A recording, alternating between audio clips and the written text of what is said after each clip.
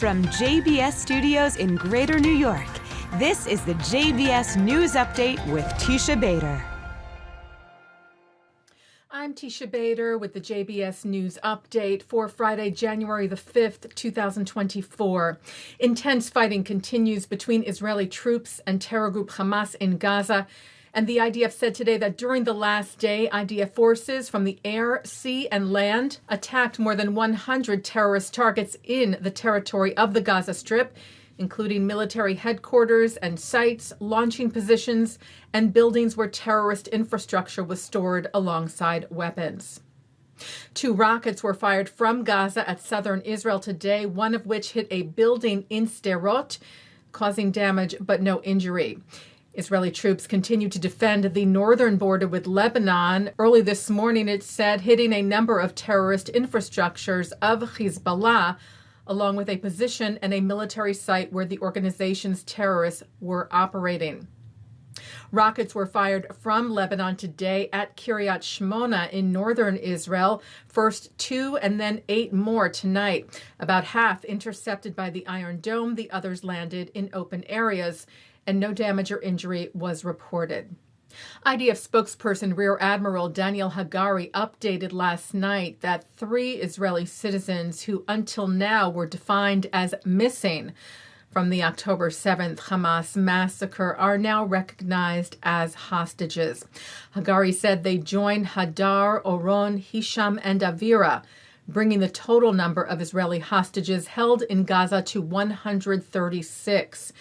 That number includes some 25 hostages believed to be dead, and includes, as Hagari mentioned by name, the bodies of fallen IDF soldiers, Staff Sergeant Oron Shaul and Lieutenant Hadar Golden, whose remains have been held by Hamas in Gaza since 2014, as well as the 2 Israeli civilians, Avira Mengistu and Hisham al-Sayed, both said to suffer from mental health issues, each of whom crossed into Gaza in 2014 and 2015, respectively.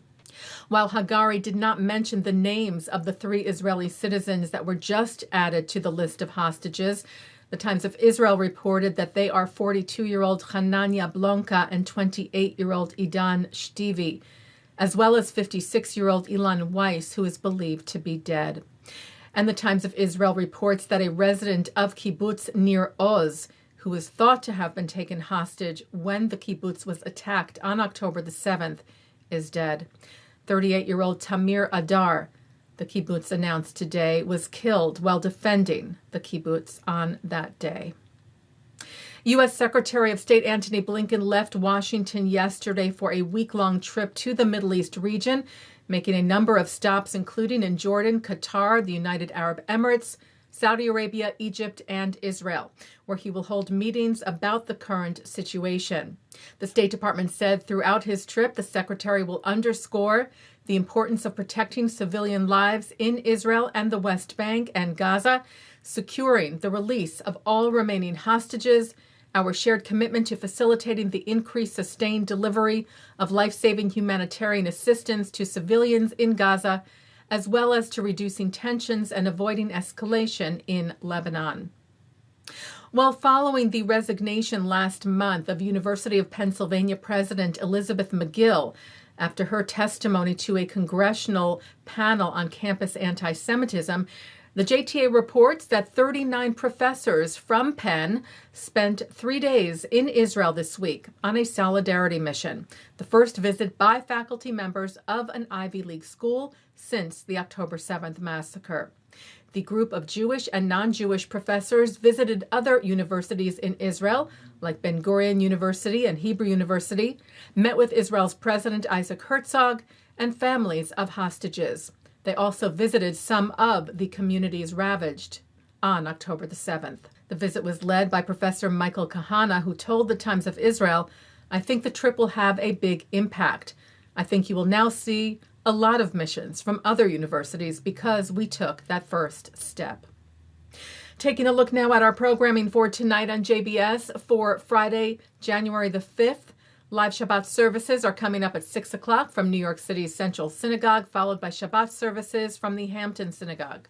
At 8:30, Rabbi David Wolpe is joined by leading writers, thinkers, and activists to discuss how their views have and have not shifted since the October 7th massacre. At 10, Abigail Pogrebin speaks with Yair Rosenberg about his latest album release as Yashir, Songs for Shabbos.